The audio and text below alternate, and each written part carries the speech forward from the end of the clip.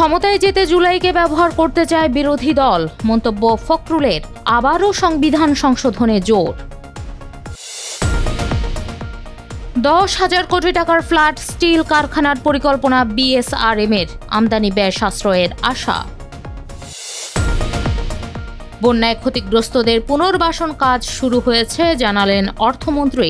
চট্টগ্রামে ভেঙে পড়ল ত্রাণের মঞ্চ। অতিবৃষ্টি ও বন্যার প্রভাবে চড়া সবজির বাজার, ঊর্ধ্বমুখী চাল, মাছ, ব্রয়লার মুরগির দাম। ইরানে সেতু, বিমানবন্দর সহ বিভিন্ন স্থাপনায় যুক্তরাষ্ট্রের হামলা, পাল্টা হামলা তেহরানের। স্বাগত জানাচ্ছি দ্য বিজনেস স্ট্যান্ডার্ডের নিয়মিত আয়োজন টিভিএস রাত ৮টার সংবাদে। সঙ্গে আছি আমি বর্ণা দাস। দেখছিলেন সংবাদ শিরোনাম, এবার বিস্তারিত। বিরোধী দল ক্ষমতায় যাওয়ার জন্য জুলাই আন্দোলনকে হাতিয়ার হিসেবে ব্যবহার করতে চায় বলে অভিযোগ করেছেন স্থানীয় সরকার মন্ত্রী মির্জা ফখরুল ইসলাম আলমগীর। তিনি বলেন, আমি মনে করি যে বিরোধী দল শুধুমাত্র তাদের ক্ষমতায় যাওয়ার জন্য এই জুলাইকে তারা ব্যবহার করতে চায়। আমরা কিন্তু চাই না যে জুলাই শুধু ক্ষমতায় যাওয়ার জন্য আরেকটা হাতিয়ারে পরিণত হোক। 17 জুলাই জাতীয় প্রেস ক্লাবের জহুর হোসেন চৌধুরী হলে এক অনুষ্ঠানে স্থানীয় সরকার মন্ত্রী এ মন্তব্য করেন। অধ্যাপক এমাজউদ্দিন আহমদের ৬ষ্ঠ মৃত্যুবার্ষিকী উপলক্ষে এ স্মরণসভা যৌথভাবে আয়োজন করে professor Emajuddin Ahmed research centre ও জাতীয় সাংবাদিক সমিতি। জামায়াত আমিরের বক্তব্যের দিকে ইঙ্গিত করে মির্জা ফখরুল বলেন, এখন যে কথাগুলো নিয়ে তাদের কথা, সংবিধান সংস্কার আর সংবিধান সংশোধন, আমরা তো বরাবরই বলে এসেছি যে আমরা সংবিধান সংশোধন করতে চাই। আমরা সংবিধান সংস্কারের কথা কখনোই বলিনি। আমদানি নির্ভরতা কমাতে 10,000 কোটি টাকার ফ্ল্যাট স্টিল কারখানা নির্মাণের পরিকল্পনা করেছে দেশের বৃহত্তম ইস্পাত পণ্য প্রস্তুতকারক প্রতিষ্ঠান বিএসআরএম। গুরুত্বপূর্ণ এই শিল্প উদ্যোগ বাস্তবায়িত হলে প্রতি বছর প্রায় 15,000 কোটি টাকার আমদানিকৃত পণ্যের বিকল্প উৎস হয়ে উঠবে প্রতিষ্ঠানটি। চট্টগ্রামের মিরসরাই অর্থনৈতিক অঞ্চলে প্রস্তাবিত এই প্রকল্পের বার্ষিক উৎপাদন সক্ষমতা হবে 15 লাখ টন। উৎপাদিত হবে hot rolled flat steel, mild steel এবং স্টেইনলেস স্টিলের মতো পণ্য, যা দেশের অবকাঠামো, ভারী প্রকৌশল এবং উৎপাদন খাতের ক্রমবর্ধমান চাহিদা পূরণ করবে। প্রকল্পটি বাস্তবায়িত হলে বছরে 14 থেকে 15,000 কোটি টাকার ফ্ল্যাট স্টিল আমদানি ব্যয় সাশ্রয় হবে। চাপ কমবে বৈদেশিক মুদ্রার রিজার্ভের ওপর। তবে সবচেয়ে আশার কথা হল, প্রকল্পটি সনাতন গ্যাস চালিত ব্যবস্থার বিকল্প হিসেবে বিদ্যুৎ শক্তির মাধ্যমে পরিচালিত হবে, যা জ্বালানি দক্ষতা বাড়াবে, কার্বন নির্গমন হ্রাস করবে। চট্টগ্রামে বন্যায় ক্ষতিগ্রস্তদের পুনর্বাসন কাজ শুরু হয়েছে বলে জানিয়েছেন অর্থ ও পরিকল্পনা মন্ত্রী আমির খসরু মাহমুদ চৌধুরী। 17 জুলাই পতেঙ্গা এলাকায় বন্যার্তদের মাঝে ত্রাণ বিতরণকালে এই তথ্য জানান তিনি। এ সময় মন্ত্রী বলেন, চট্টগ্রামে বন্যায় প্রায় 7 লাখ মানুষ ক্ষতিগ্রস্ত হয়েছে।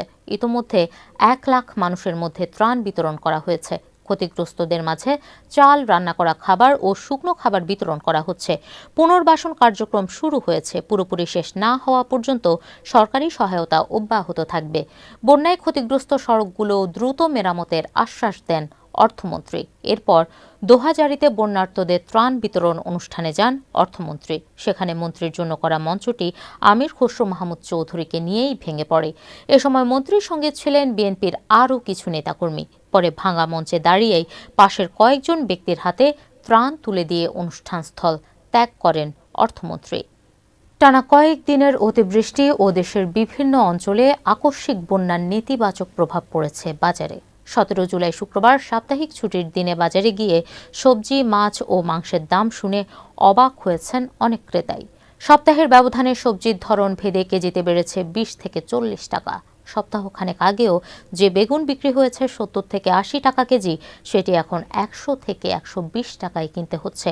একই অবস্থা বাকি সবজির ক্ষেত্রেও। তুলনামূলক কম দামের পেঁপে, ঢ্যাঁড়স ও পটলের দামও বেড়েছে কেজিতে 20 টাকা পর্যন্ত। স্বস্তি নেই মাছ ও ব্রয়লার মুরগির বাজারেও। 350 থেকে 380 টাকা কেজি দরের রুই সপ্তাহের ব্যবধানে দাম হাঁকানো হচ্ছে 400 থেকে 450 টাকা। অন্যদিকে ব্রয়লার মুরগি বিক্রি হচ্ছে 180 থেকে 200 টাকা কেজি দরে। স্বস্তি নেই চালের বাজারেও। মান ও ধরন ভেদে কেজিতে 2 টাকা বেড়েছে চালের দাম। অন্যদিকে ডজনে ডিমের দাম বেড়েছে গড়ে 10 টাকা। টানা ষষ্ঠ রাতের মতো ইরানে হামলা চালিয়েছে যুক্তরাষ্ট্র। মার্কিন সামরিক বাহিনীর ভাষ্যমতে এসব হামলার লক্ষ্য ছিল ইরানের সামরিক সক্ষমতা আরও দুর্বল করা। যদিও ইরানের রাষ্ট্রীয় গণমাধ্যম জানিয়েছে, হরমুজ প্রণালীর কাছে কেশম দ্বীপের আশপাশ বন্দর আব্বাস এবং পারমাণবিক বিদ্যুৎ কেন্দ্র অবস্থিত বুশেহরে আঘাত এনেছে মার্কিন ক্ষেপণাস্ত্র। এছাড়া খামির বন্দরের কাছে দুটি সেতুতে হামলা, কৌশলগতভাবে অত্যন্ত গুরুত্বপূর্ণ শহর সিরিক ও ইরান শার বিমানবন্দরেও হামলা চালিয়েছে ওয়াশিংটন, যার জবাবে ওমানের ঘানিম অঞ্চলে যুক্তরাষ্ট্রের একটি বিমান নিয়ন্ত্রণ রাডার এবং ইরান ওমানের মধ্যবর্তী হরমুজ প্রণালীর একটি পাথুরে স্থাপনায় থাকা সামুদ্রিক নিয়ন্ত্রণ রাডার ধ্বংসের দাবি করেছে আইআরজিসি। সেই সঙ্গে দাবি করেছে, মার্কিন নৌ অবরোধ জারি থাকলেও হরমুজ প্রণালীর পূর্ণ নিয়ন্ত্রণ এখনও আইআরজিসির হাতেই রয়েছে। দর্শক, এ ছিল টিভিএস রাত ৮টার সংবাদে। এতক্ষণ সঙ্গে থাকার জন্য ধন্যবাদ সবাইকে।